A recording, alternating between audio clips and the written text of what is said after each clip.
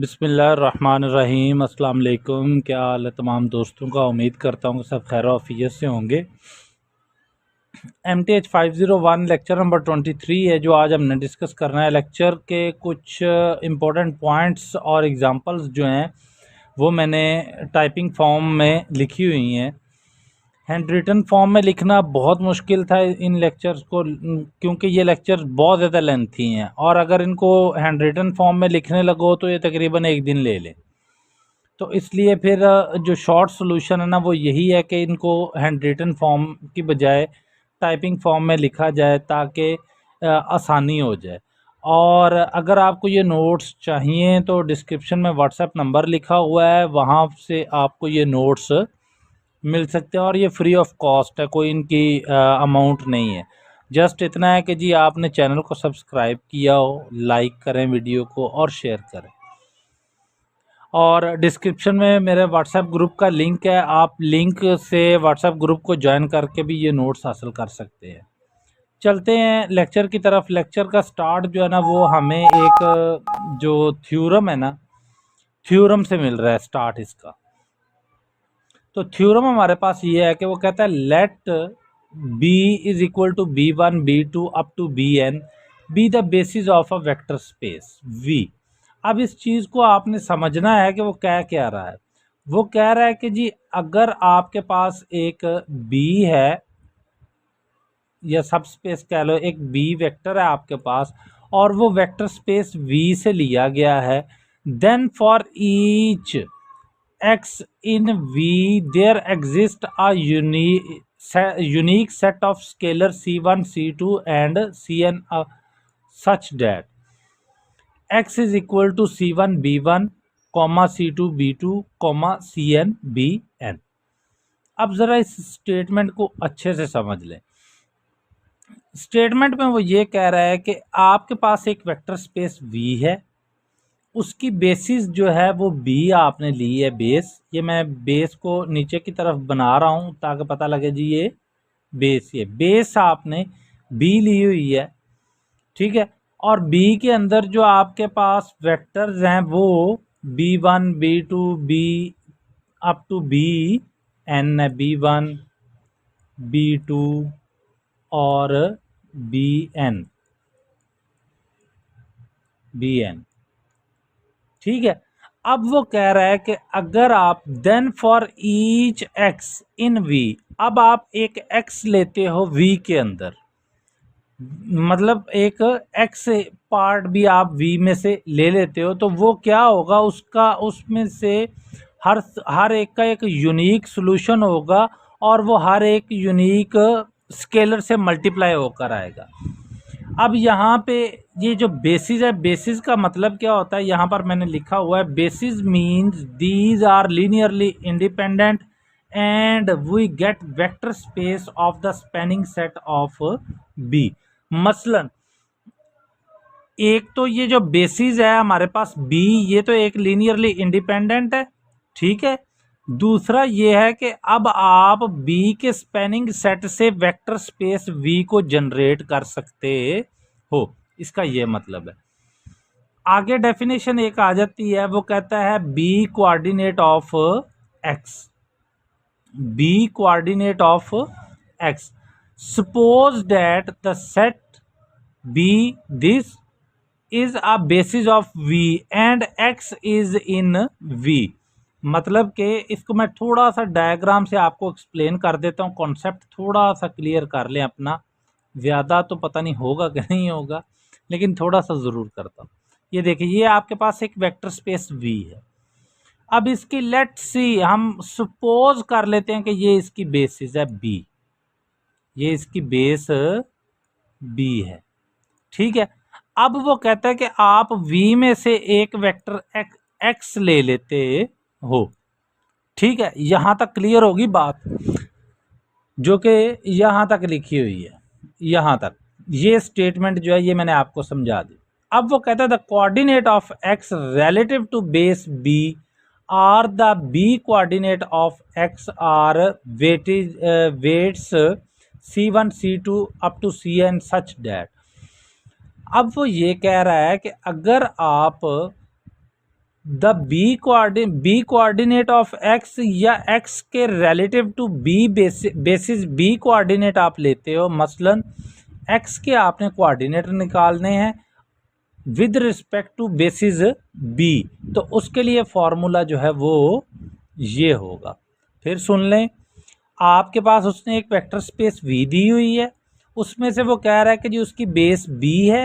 इसको मैं थोड़ा सा ना कलर चेंज कर देता हूँ इसका। ये देखें, आपने एक वेक्टर स्पेस वी ली है और उसकी बेस बी ली है। अब एक वेक्टर एक्स जो है आपने उस वेक्टर स्पेस के अंदर से लिया हुआ है। अब वो आपको कहता है कि कोऑर्डिनेट ऑफ एक्स फाइंड करने हैं with respect to basis B. Coordinate of X with respect to basis B, तो उसके लिए फॉर्मूला हमारे पास ये होता है। आगे उसने स्टेटमेंट लिखी है, कहता है if C1 C2 up to Cn are the B coordinate of X then the vector in Rn। Rn क्यों है? क्योंकि हमारे पास C जो है वो n तक जा रहा है।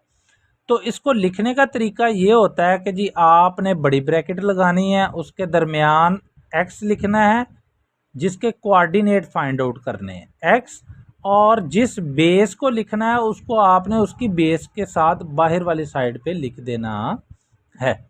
तो ये है जी x कोऑर्डिनेट और रिलेटिव टू बेसिस b, या इसको आप कह सकते हो the b coordinate of x, एक ही बात है।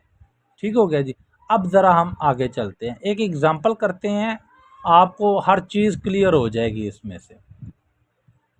एग्जाम्पल है हमारे पास, वो कहता है कंसीडर द बेसिस बी। अब बेसिस के अंदर जो वेक्टर हैं b1 और b2 वो उसने हमें दे दिए हैं। अब वो कहता है फॉर R2, मतलब कि आपके पास कितने वेक्टर्स हैं बेसिस के अंदर? दो ही वेक्टर है ना, यहाँ पर दो वेक्टर है, तो उसकी वो किस स्पेस से बिलोंग करेगा? R2 से करेगा। अब उसने आपको दो वेक्टर्स भी दे दिए हैं। Suppose an X in R2 has a coordinate vector X B is equal to this, find X. अब ज़रा इस चीज़ को समझ लें, एग्जाम्पल की तरफ जाते हैं और फिर मैं आपको समझाता हूँ कि ये क्या उसने किया है। ये देखें, यहाँ पर उसने जो हमारे पास साथ किया, कहता है using above definition x is uniquely determined using coordinate vector and the basis that is. Formula हमारे पास क्या है जी? x is equal to C1 B1 comma C2 B2। जब आपने फॉर्मूला लिखना है तो आपने कॉमा लिखना है, और जब आपने इसको सॉल्व करना है तब आपने इसमें प्लस का साइन डालना है। अब ये -2 और 3 ये C1 और C2 हैं। कौन से C1 और C2 हैं? ये जो उसने आपको x के coordinate with respect to b दिया हुआ था ना, ये वो वाले हैं। x का coordinate with respect to b -2 और 3। C1 आपके पास -2 और C2 इज इक्वल टू 3 आ गया। और आगे आपको सिंपल सा सिंप्लीफिकेशन करनी है। क्या किया जी? B1 की जगह पर B1 का मैट्रिक्स रख दिया उसने, वेक्टर रख दिया, और B2 की जगह B2 का वेक्टर रख दिया और सिंप्लीफाई किया तो आपके पास x की वैल्यू आ गई है। उम्मीद है कि यहाँ तक आपको समझ आई होगी। अब चलते हैं आगे एग्जाम्पल नंबर 2 पे। एग्जाम्पल 2 जो है वो हमारे पास कहता है let s is equal to V1 V2 and V3 are the basis of R3। अब उसने हमें वेक्टर्स की वैल्यू दे दी है, ये वेक्टर्स फॉर्म में दी हैं। आप इनको इस फॉर्म में भी लिख सकते हो। आपको पता होना चाहिए कि इसको 1 ये 2 और ये 1, ये कौन सा है जी? V1।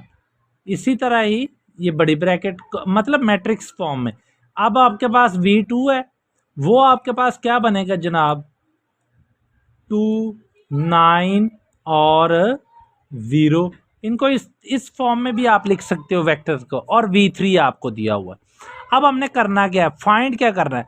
फाइंड कहता है जी, 2 पार्ट्स है इसके। फर्स्ट पार्ट में वो कहता है find the coordinate vector of V this with respect to S. और दूसरा पार्ट जो है वो हम बाद में करते हैं, पहले की तरफ चलते हैं। अब हमें उसने कहा क्या है कि जी आपने कोऑर्डिनेट वेक्टर ऑफ वी जो है वो उसने हमें दिया और कहता है कि जी आपने एस फाइंड आउट करना है। आपको पता होना चाहिए कि जी आपके पास जो फॉर्मूला है वो दिस वन, ठीक है। अब आपने सिंपल यहाँ पर वैल्यूज पुट कर दी, C1 C2 और C3 के साथ आपने वैल्यूज पुट कर दी। अब इन वैल्यूज को अगर आप ओपन करते हो तो यहाँ पर ये C1 पे क्या आएगा जी, C1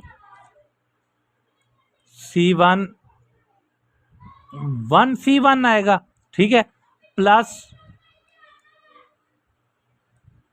2C2 प्लस, अब ये आपके पास क्या है जी, ये है आपके पास C3 आ जाएगा, ठीक है। यहाँ तक क्लियर हो गया। ये आपने C1 को सॉरी, ये थोड़ी सी मिस्टेक हो गई है, इसको मैं रेज कर दूं और आपको बता देता हूँ। ये C1 को आप मल्टीप्लाई कर रहे हो और यहाँ पर आएगा जी 2C1, फिर आपके पास प्लस 1C1, ये आपके पास वैल्यू आएगी। ये किसकी आएगी, ये जो मैट्रिक्स मैंने ब्लू किया हुआ है। इसी तरह ही C2 के साथ सारी वैल्यूज आ जाएंगी और इसी तरह ही C3 के साथ वैल्यूज आ जाएगी। फिर आपने क्या करना है, आपने सिंपल सा काम करना है कि ये सारे जो इस तरह की वैल्यू बना लोगे तो उनके पहले जो कोफिशिएंट होंगे, जो C1 वाले से ये पहला होगा, फिर इसी तरह ही C2 के जो है वो पहला 2 होगा, ठीक है ना, 2C2 आएगा। इसी तरह ही ये C3 का पहला जो है वो 3C3 आएगा, ये C है इसको, ठीक हो गया ना। अब आपने क्या करना है, आपने फर्स्ट वालों को उठाना है, इक्वेशन बनानी है ना आपने। तो आपने जब फर्स्ट वाले को उठाओगे, पहले वाले को, तो ये वो C1 आएगा, दूसरे वाले को उठाओगे प्लस 2C2 आएगा, यहाँ पर 2C2 आ गया और प्लस 3C3 आ गया। इसी तरह फिर आपने सेकंड वालों को लेना है, इस वालों को, इसका भी सेकंड लोगे, जो C2 का वेक्टर होगा उसका भी सेकंड लोगे, जो C3 का होगा उसका भी सेकंड लोगे, और दूसरी तरफ जो आपके पास उसने वेक्टर दिया हुआ है V, ये वाला वेक्टर इसको लिखा होगा, इसका भी सेकंड वाला एलिमेंट उठा लोगे। तो इस तरह आपने इक्वेशन फाइंड आउट कर लेनी है। इक्वेशन फाइंड आउट करने के बाद नेक्स्ट जो है आपने इनमें से C1 C2 और C3 की वैल्यूज जो है वो आपने पुट कर ले, ड्राइव करनी है, ठीक हो गया। जब आप वो वैल्यूज ड्राइव कर लोगे और उसके बाद ये देखें ज़रा, यहाँ पर उसको हमने सॉल्व किया और हमारे पास ये C2 की वैल्यू आ गई, ये याद रखना है -1 है। इसी तरह ये C3 की वैल्यू 2 आ गई, ठीक है। इसी तरह C1 की वैल्यू हमारे पास 1 आ गई। तो हमने उसका वेक्टर VS बना दिया, कौन सा, coordinate of X relative to basis S, ठीक हो गया। तो ये हमने एक वेक्टर बना दिया। इसी का ही दूसरा पार्ट जो है वो मैं आपको पढ़ा देता हूँ। वो कहता है जी find the vector V in R3 whose coordinate vectors with respect to basis S VS is equal to -1 3 और 2। तो ये हमने फाइंड आउट कर लिया। यहाँ पर कहाँ पे गया, ये वाला, वही काम किया कि हमने फॉर्मूला लगाया, वेक्टर V हमें उसने C की वैल्यूज उसने हमें दी हुई थी वो हमने पुट की, और V की वैल्यू ऑलरेडी दी हुई थी वो पुट की और सिंप्लीफाई किया, तो हमारे पास ये वाला सोल्यूशन आ गया। ये B पार्ट्स था। अब चलते हैं ज़रा आगे एग्जाम्पल नंबर 3 के ऊपर। एग्जाम्पल नंबर 3 है, वो कहता है find coordinate vector of polynomial. यहाँ पर पोलिनोमियल आ गया, P is equal to A0 plus A1x plus A2x square relative to basis S is equal to 1x और x स्क्वायर फॉर P2। मतलब अब स्पेस आपके पास P2 आ गई। To find the coordinate vector of the polynomial P, we write a linear combination of the basis set S that is। अब ये ज़रा linear combination क्या होता है इसको थोड़ा सा समझ लें। ये वही चीज़ है जो हमने पीछे की है, C1 V1 plus C2 V2 plus up to CN और VN, ये लीनियर कॉम्बिनेशन होता है, इक्वल टू X होता है। X की जगह पर अब S भी आ सकता है, कुछ भी आ सकता है। तो सिंपल सा काम आपने क्या किया कि जी आपके पास उसने पोलिनोमियल दी हुई है, ये वाली, ये पोलिनोमियल उसने दी है, इसको आपने दूसरी साइड पे रखा, मतलब लेफ्ट साइड पे रखा, और राइट साइड पे आपने सिंपल वैल्यूज़ पुट कर दी। कौन कौन सी वैल्यूज़? S की वैल्यू जो है, S वेक्टर्स की, पहले की 1 है, C1 के साथ 1 आएगा, C2 के साथ X आएगा, और आपने सिंप्लीफाई करना है। अब ज़रा ये गौर करें कि ये जो C1 की वैल्यू आएगी वो इसके रिस्पेक्ट होगी ना, A0 के रिस्पेक्ट होगी, क्योंकि इक्वल आ रहे हैं, और C2 की वैल्यू इसके रिस्पेक्ट होगी, और C3 की value this equal to this होगी। तो आपके पास ये एक आ गया पोलिनोमियल का जो है ना वो कोऑर्डिनेट आ गया विद रिस्पेक्ट टू S या base S, relative to base S। इसी तरह ये आपके पास ये एग्जांपल नंबर 4 है, ये आपने खुद करनी है, ये देख लीजिए, ये मैंने लिखा भी हुआ है सेम एज एग्जांपल 3। आगे चलते हैं, आगे हमारे पास एक एग्जांपल नंबर 5 है।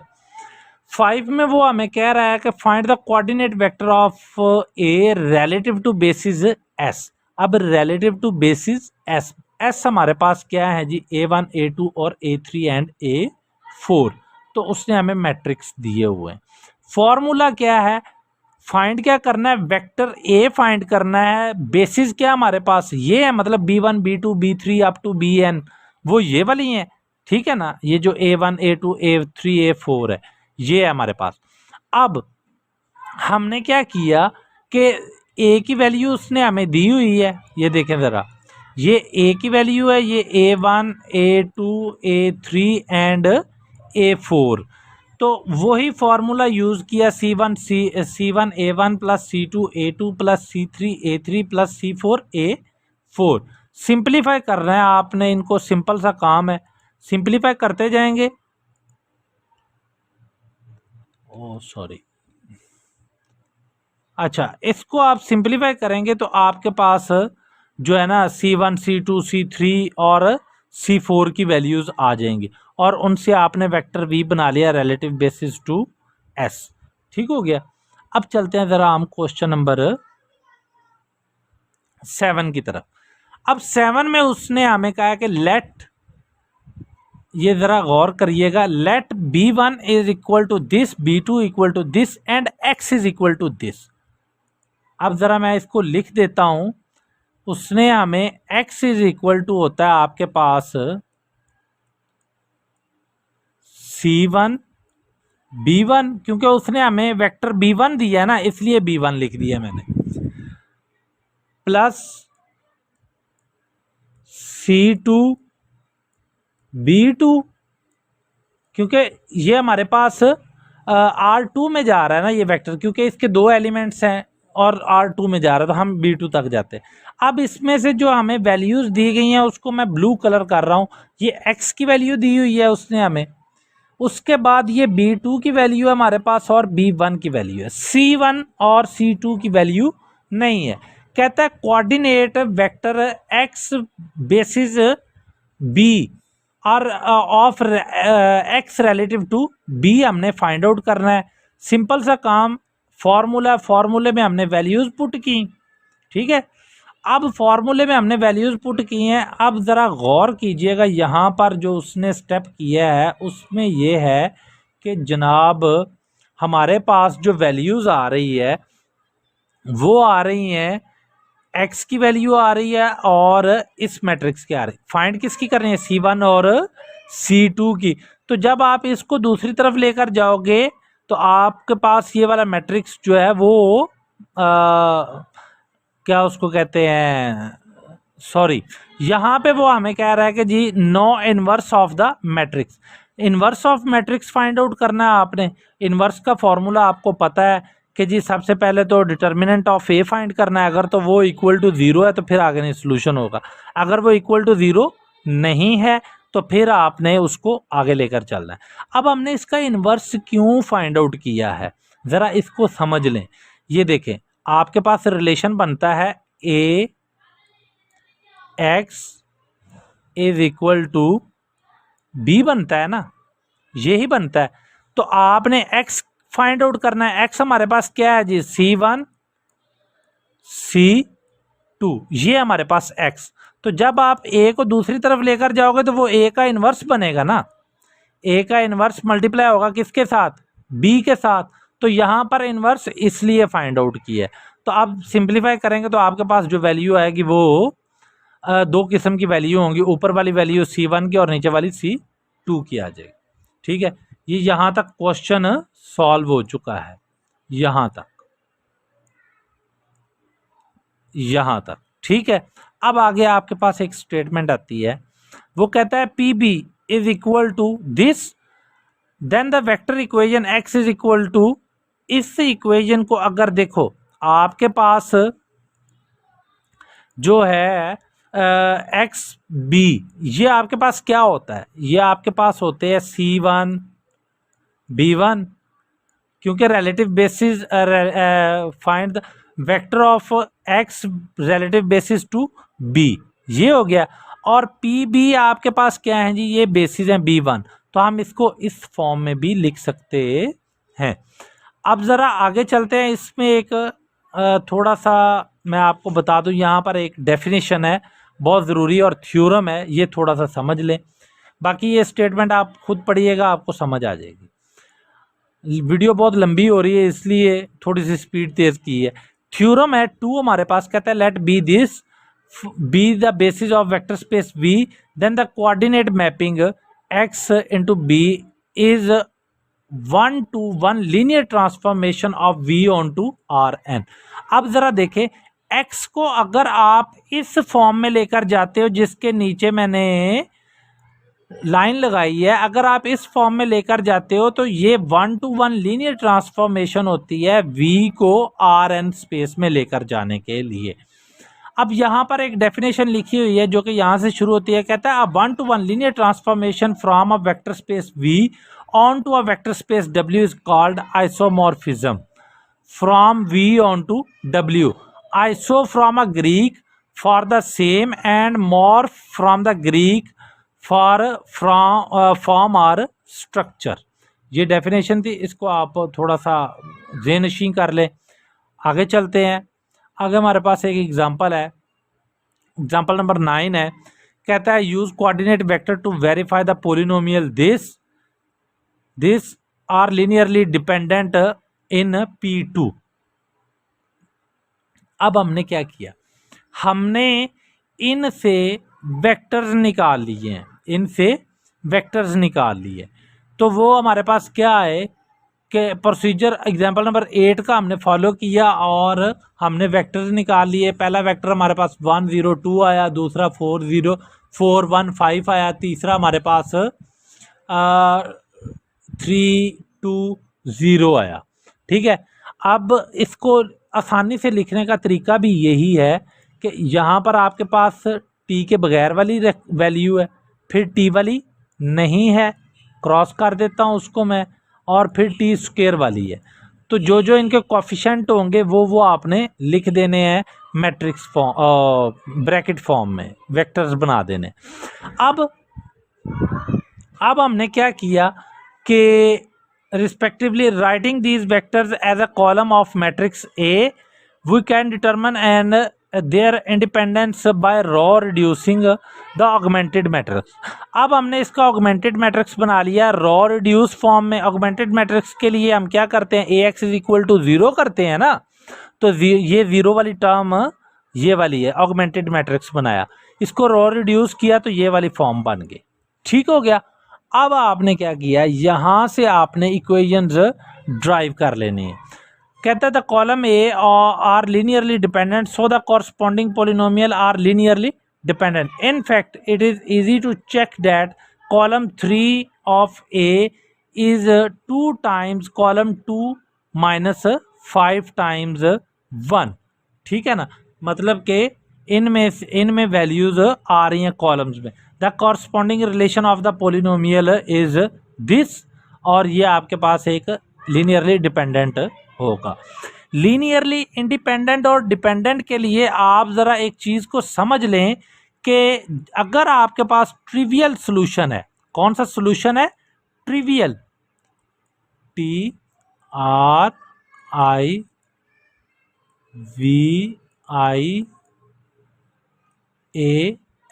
अब ट्रिवियल क्या होता है? अगर आपके पास C1 इक्वल टू आ जाता है C2 के, और C2 इक्वल आ जाता है C3 के, और ये सारे इक्वल आ जाते हैं 0 के, तो आपका सोल्यूशन ट्रिवियल होगा। अगर ये 0 के इक्वल नहीं आते तो आपका सोल्यूशन ट्रिवियल नहीं होगा। और अगर ट्रिवियल होता है तो फिर आप कहते हो कि लीनियरली इंडिपेंडेंट है, और अगर ट्रिवियल नॉन ट्रिवियल हो जाता है तो वो फिर लीनियरली डिपेंडेंट हो जाता है, दूसरे के ऊपर इन्हिसार करता है। इसी तरह एग्जांपल नंबर 10 है हमारे पास, इसको भी हमने सॉल्व करना है, बल्कि इसको आप खुद देखिएगा, आपको आसान लगेगी। एग्जांपल नंबर 10 और 11 ये आपने खुद देखनी है। उसके बाद एक एग्जांपल नंबर 12 है, 12 को मैं करवाता हूँ आपको। कहता है सेट बी जो है हमारे पास, मतलब B1 B2 और B3 दिस है बेसिस ऑफ आर पी हमारे पास ये है रिलेटिव बेसिस। अब हमने करना क्या है? अब हमने एक रिलेशन बनाना है। कौन सा रिलेशन बनाना है ये ज़रा देखें। हमारे पास जो बेसिस हैं, एक तरफ हमारे पास x होता है ना, तो x की जगह पर हमने p ऑफ t लिख दिया, और दूसरी तरफ हमारे पास C1 होता है, यहाँ पे इक्वल आना है, C1 B1 होता है ना, इस तरह का रिलेशन चलता है हमारे पास, तो वो हमने यहाँ पर लिख दिया। अब B1 की जगह पर हमने t रख ली है, वो t की वैल्यूज़ हमने रख ली है। ठीक हो गया। ये पहले C1 के साथ आएगी, ये C2 के साथ आएगी, ये C3 के साथ आएगी। इसको अब हमने ओपन कर लिया।